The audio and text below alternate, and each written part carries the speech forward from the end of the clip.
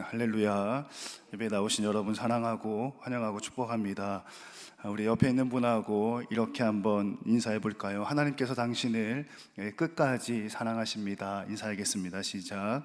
하나님께서 당신을 끝까지 사랑하십니다. 아멘.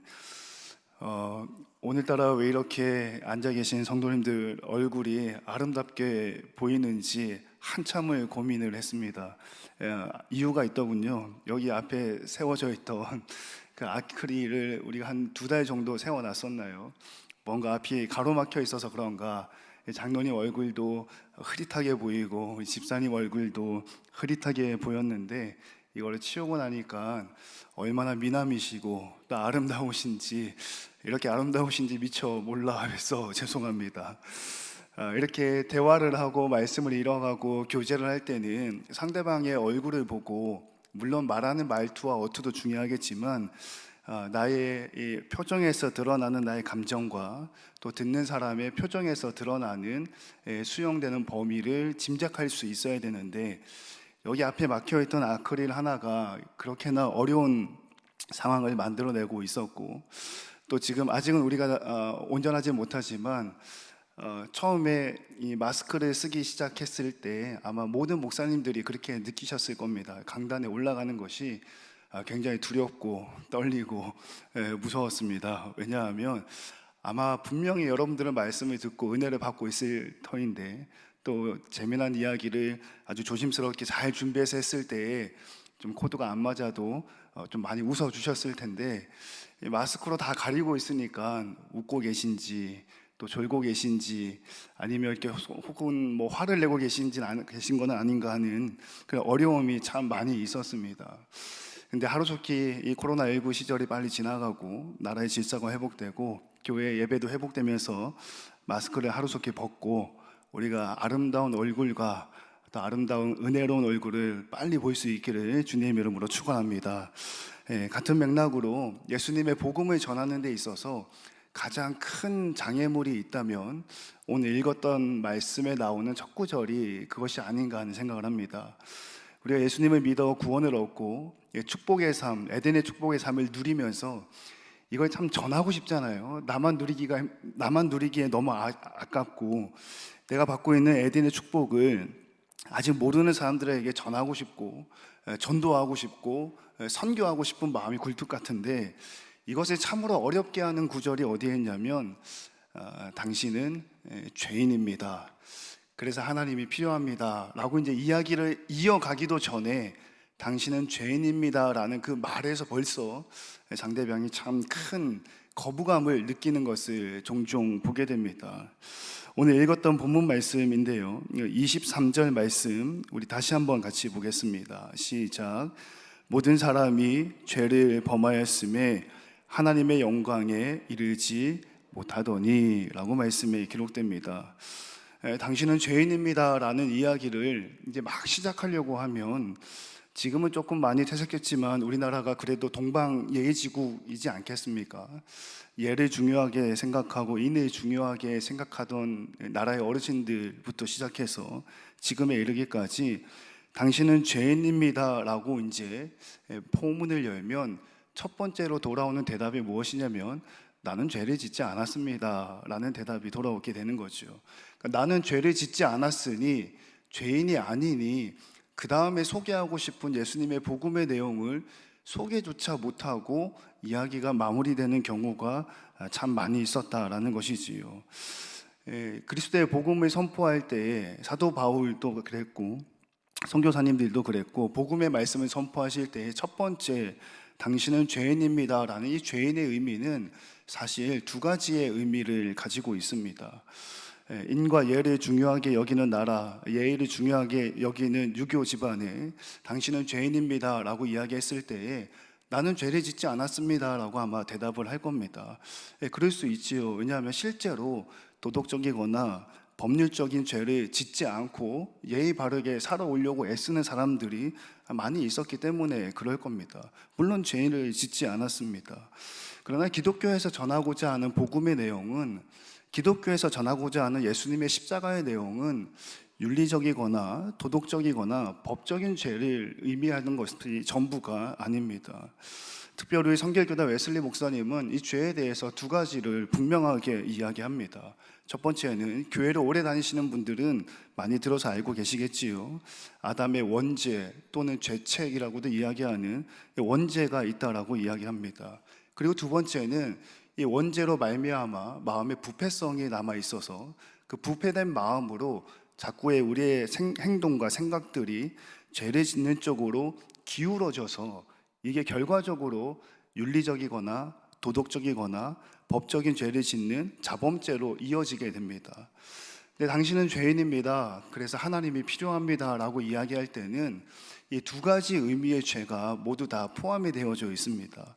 근데 여기에 대해서 자세하게 설명하기도 이전에 죄인이라는 말 자체에 벌써 자범죄만을 생각하기 때문에 실제로 오늘 하루를 살면서 윤리 법규를 잘 지키고 실제로 이번 한 주간을 살아오면서 교통법규를 잘 지켰던 사람에게 당신은 자범죄를 지은 죄인입니다라고 이야기했을 때에 그것이 받아들이기가 어렵게 되는 것이지요. 당신은 죄인입니다. 그래서 하나님의 은혜가 필요합니다라는 말 속에는 자범죄 이외에 아담으로부터 시작되는 원죄가 여러분들 마음속에 남아있기 때문에 그것을 해결받지 않으면 구원의 문으로 들어갈 수 없습니다 라는 이야기가 됩니다. 오늘은 여기 앉아있는 저와 여러분들은 신앙생활을 오래 하셨기 때문에 아담의 원죄에 대해서 자세하게 설명하기 이전에 역으로 이렇게 한번 은혜를 나눠 볼까 합니다. 우리는 예수님의 십자가를 믿으면 예수님의 부활이 나의 부활이 되고 예수님의 능력이 나의 능력이 되고 예수님의 생명이 나의 능력이 됨을 믿으면서 신앙생활하고 있는 그리스도인입니다. 예수님이 나의 부활이 되고 예수님의 구원이 나의 구원이 돼서 하나님 품에 영생을 얻게 될 것이다라는 믿음을 확실히 갖고 신앙생활을 하고 있다라는 것이지요. 그런데 사랑하는 성도 여러분, 어떻게 예수님의 부활이 나의 부활이 될 수 있습니까? 그런데 사랑하는 성도 여러분, 어떻게 예수님의 능력이 나의 능력이 될 수가 있습니까? 그런데 사랑하는 성도 여러분, 어떻게 예수님의 십자가의 사건이 나의 구원의 사건이 될 수가 있습니까? 우리는 그것을 아멘으로 화답할 때에는 그 이면에 아담의 원죄, 아담의 죄가 나의 죄이기 때문에 예수님께서 아담의 죄를 용서해 주셨습니다라는 믿음이 그 안에 담겨져 있다라는 사실이지요. 그리고 믿지 않는 사람들에게는 이렇게 사도 바울이 설명을 하고 있습니다. 우리 로마서 5장 12절 말씀입니다. 로마서 5장 12절 말씀 같이 한번 읽겠습니다. 시작. 그러므로 한 사람으로 말미암아 죄가 세상에 들어오고 죄로 말미암아 사망이 들어왔나니 이와 같이 모든 사람이 죄를 지었으므로 사망이 모든 사람에게 이르렀느니라. 아멘. 사도 바울은 헬라인과 그리스도인들에게 모든 사람이 죄를 범하였는데 한 사람으로 말미암아서 죄가 세상에 들어왔다라고 이야기합니다. 그리고 그 죄로 말미암아 죽음, 사망이 이 땅에 들어왔고 그 결과 모든 사람이 죄를 짓고 모든 사람이 죽음의 문턱을 피해갈 수 없게 되었다라고 바울은 분명하게 이야기를 하고 있는 것이지요. 그러니까 사랑하는 성도 여러분, 우리가 예수님을 통해서 구원의 능력과 예수님을 통한 구원의 믿음의 확신이 있다면 그 이전에 예수님이 우리와 함께하지 않으시면 죄로부터 구원받을 수 없고 예수님께서 우리와 함께하지 않으시면 연약하고 죄 많은 인간임을 고백할 수 있는 믿음이 먼저 동반되어져야 한다라는 사실이지요. 사랑하는 성도 여러분, 어쩌면 그렇습니다. 우리는 스스로 윤리적인 죄나 또는 법적인 죄로부터 조금은 멀리 떨어져 나가 있을 수도 있습니다. 그러나 분명한 사실은 오늘 로마서 말씀을 통해서 사도 바울은 그렇지 않습니다. 자범죄의 문제가 아니라 아담의 원죄의 문제가 우리 마음속에 남아있기 때문에 그 원죄가 해결되지 않고는 우리는 구원을 얻을 수가 없는데 그 원죄를 누가 해결해 주셨나? 예수 그리스도께서 해결해 주셨습니다 라고 이렇게 말씀에 기록을 하고 있는 것이지요. 바라고 원하기는 예수 그리스도를 통하여서 우리의 죄가 용서받았다라는 사실과 믿음을 갖고 신앙생활에 임할 수 있는 저와 여러분 되시기를 주님의 이름으로 축원합니다. 그렇다면 우리가 원죄 또는 아담의 죄 또는 죄책이라고 이야기하는 그 아담의 죄의 원죄는 과연 무엇인가? 우리 창세기 말씀에 이에 대해서 참 자세하게 잘 기록을 하고 있습니다. 우리 창세기 3장 6절인데요. 창세기 3장 6절 말씀을 같이 한번 읽겠습니다. 시작. 여자가 그 나무를 본즉 먹음직도 하고 보암직도 하고 지혜롭게 할 만큼 스럽기도 한 나무인지라. 여자가 그 열매를 먹고 자기와 함께 있는 남편에게도 주매 그도 먹은지라 라고 말씀에 기록이 되고 있습니다. 태초에 하나님이 사람을 만드실 때는 하나님의 형상과 하나님의 모양대로 우리를 창조하셨습니다. 그래서 웨슬리 목사님께서는 사람에 대해서 세 가지로 구분을 해서 이야기를 합니다. 자연적인 사람, 도덕적인 사람, 그리고 정치적인 형상이 들어있다라고 이야기를 하는 것이지요.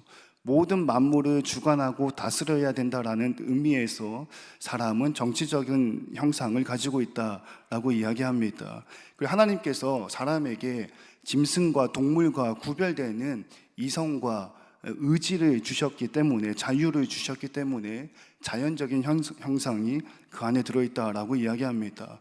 그리고 무엇보다도 웨슬리 목사님은 우리 성결교단의 성결이라는 단어에서도 유추할 수 있겠지만 도덕적인 형상을 가장 중요하게 여겼습니다. 그런데 오늘 본문 말씀, 읽었던 창세기 3장 6절의 말씀은 사람이 하나님의 형상과 모양대로 창조되었음에도 불구하고 하나님께서 자유와 의지와 능력을 주셨음에도 불구하고 그 의지가 하나님으로부터 멀어지는 데 사용되어졌다라고 이야기를 하고 있는 것이지요. 먹지 말라라고 금지하셨던 그 나무의 실과를 먹게 됨으로써 죄를 짓습니다. 이에 대해서 초대교부 어거스틴은 죄란 무엇인가, 아담의 원죄는 무엇이고 무엇 때문에 우리가 자꾸만 죄로부터 자꾸 발목이 잡히고 벗어나는데 어려움을 당하는가에 대해서 그의 책을 통해서 죄라는 것은 창세기 3장 6절에 나와 있는 것처럼 하나님으로부터 그 의지가 나에게로 멀어지는 것, 기울어지는 것, 그러니까 탐욕이 바로 죄다라고 이야기를 하고 있습니다.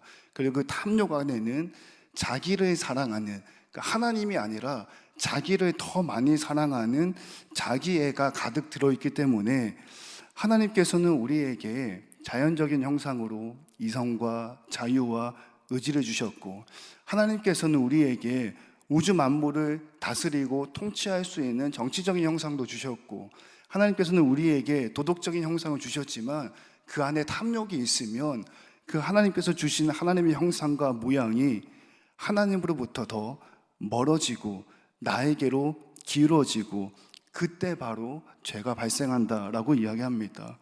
그리고 더 중요한 것은 그렇게 하나님으로부터 멀어지는 죄의 모양은 조그만 작은 죄로부터 시작해서 그 죄의 크기가 점점점 커지는데, 창세기 3장 6절에 아담이 죄를 지었을 때는 여자가 나에게 이 나무의 실과를 주었습니다 라고 이제 핑계를 대고, 이 여자는 뱀이 나를 꼬였습니다 라고 이제 핑계를 대게 되지요. 그러나 그 이후에 아담 하와 이후에 일어나는 죄는 가인과 아벨의 살인죄로 커지게 되고, 가인과 아벨의 살인죄는 온 인류를 홍수로 덮을 만큼 세상에 그 죄가 가득 차게 되는 것을 보게 됩니다. 로마서 말씀을 통해서 사도 바울은 그렇게 분명하게 선언하고 있습니다. 오늘 하루를 깨끗하고 윤리적으로 살았다 한들 우리는 죄로부터 벗어날 수가 없습니다. 여러분의 인생 가운데 지난 한 주간이 또는 내일 하루가 정말 단단히 마음을 먹고 도덕적으로나 윤리적으로나 또는 법적으로 죄로부터 멀어질 수 있을 것 같이 단단히 마음을 먹는다 하더라도 온 인류의 대표인 아담 한 사람의 죄가 나의 죄가 되는 것, 온 인류의 대표인 예수 그리스도의 부활과 능력이 나의 부활과 나의 능력이 되는 것처럼 아담의 죄가 나의 죄가 되기 때문에 이 죄의 문제를 해결하지 않고는 우리는 하나님과 가까워질 수 없다라고 이야기를 하고 있는 것이지요. 그리고 바로 이 대목에서 사도 바울은 그렇기 때문에 예수 그리스도께서 저와 여러분을 대신해서 십자가에 달려 돌아가셨습니다 라고 말씀에 이어지고 있습니다. 우리 말씀을 한 절 더 찾아보겠습니다. 로마서 5장 18절과 19절의 말씀입니다. 로마서 5장 18절과 19절 말씀 같이 읽겠습니다. 시작. 그런즉 한 범죄로 많은 사람이 정죄에 이른 것 같이 한 의로운 행위로 말미암아 많은 사람이 의롭다 하심을 받아 생명에 이르렀느니라. 한 사람이 순종하지 아니함으로 많은 사람이 죄인 된 것 같이 한 사람이 순종함으로 많은 사람이 의인이 되리라. 아멘. 할렐루야. 사랑하는 성도 여러분, 예수 그리스도의 십자가의 사건이 바로 이 사건임을 믿으시기를 주님의 이름으로 축원합니다.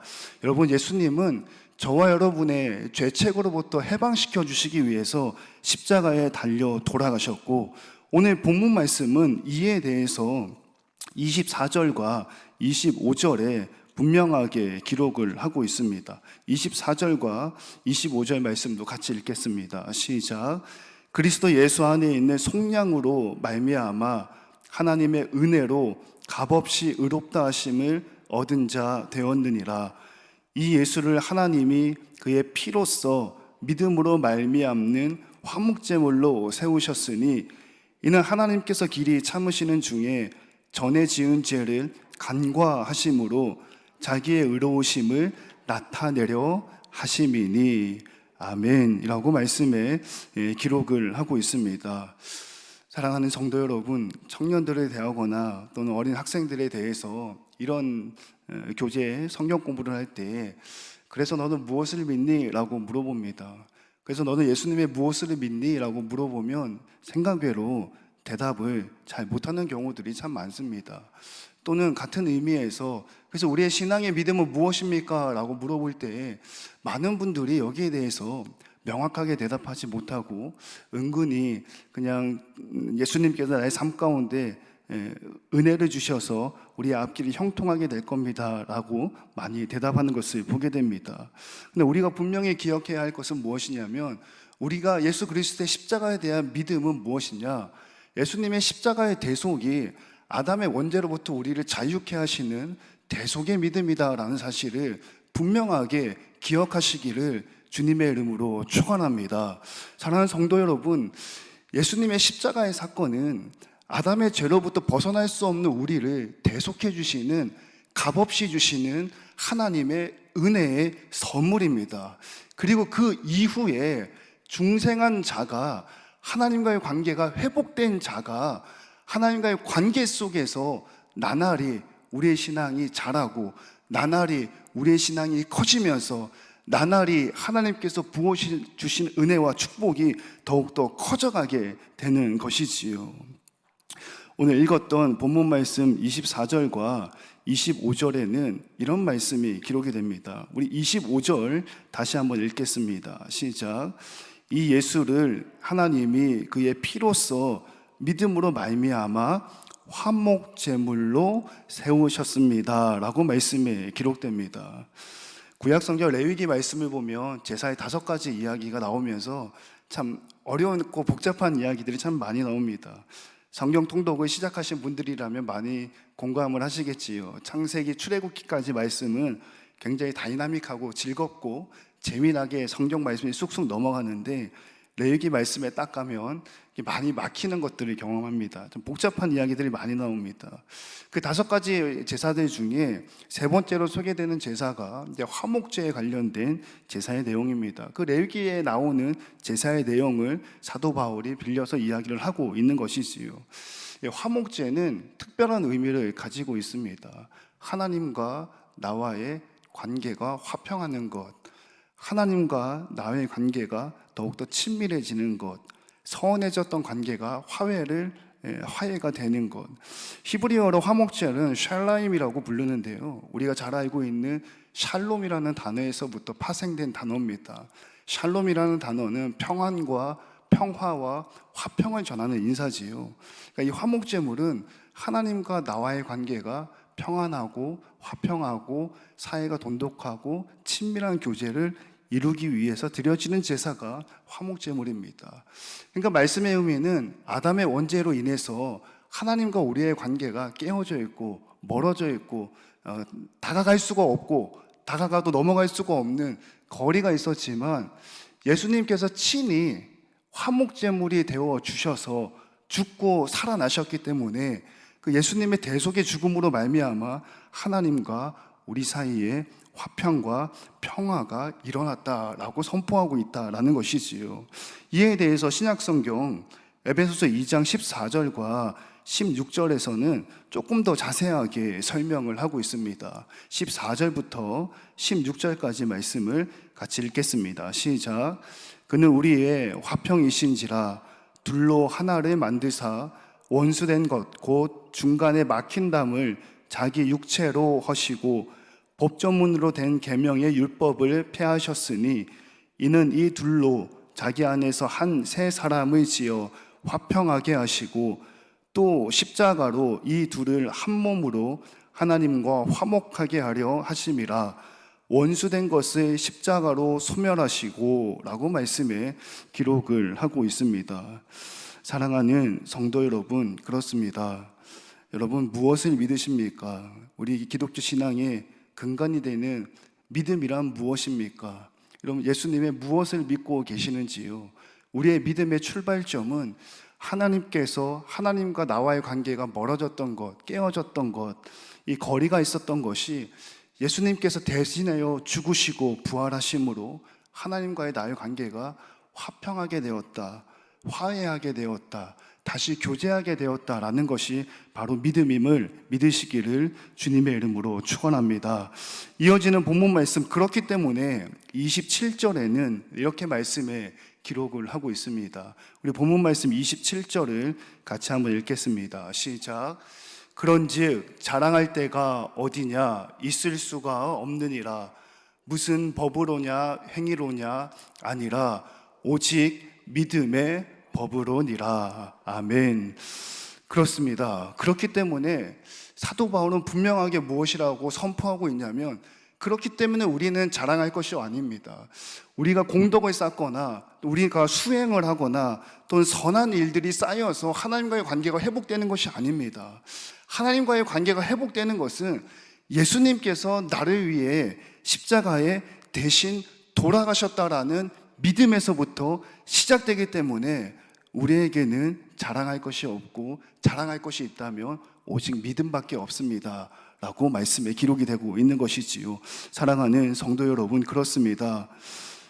여러분들의 믿음의 시작이, 여러분들의 믿음의 중심이 십자가의 믿음 되시기를 주님의 이름으로 축원합니다.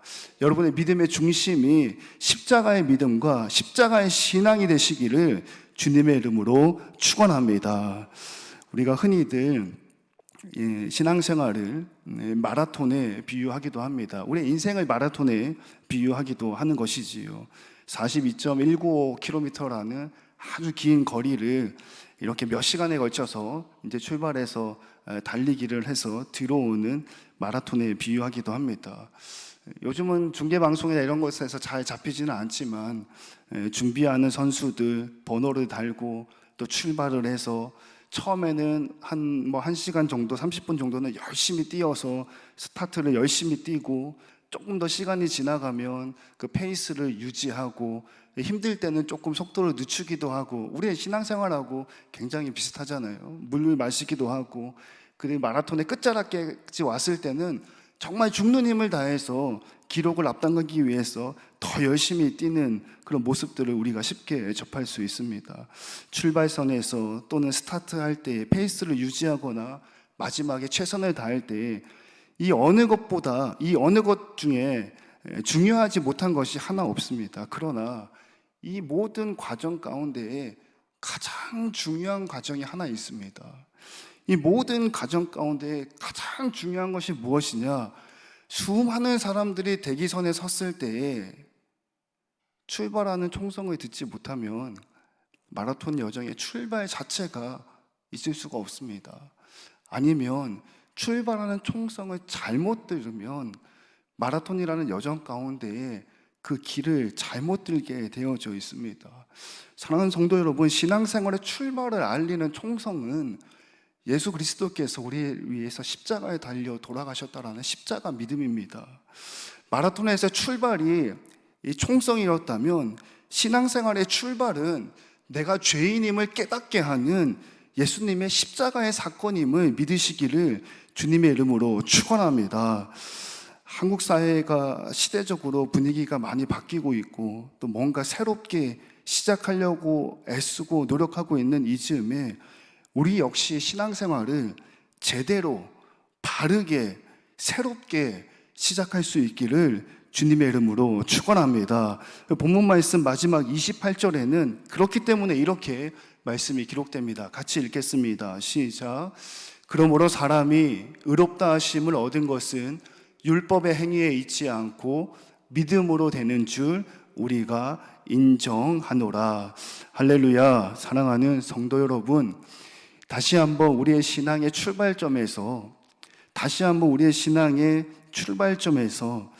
예수님께서 나를 위해 십자가에 대신 돌아가셨다는 그 예수님의 은혜로부터 하나님과의 관계가 회복되고 하나님과의 관계가 시작되고, 그리고 그 이후에 어떻게 하면 그 관계를 더 잘 유지할 수 있을지를 애쓰고 고민하고 노력할 수 있기를 주님의 이름으로 축원합니다. 십자가의 믿음과 십자가의 은혜와 십자가의 신앙으로 다시 한번 시작하는 저와 여러분 되시기를 주님의 이름으로 축원합니다.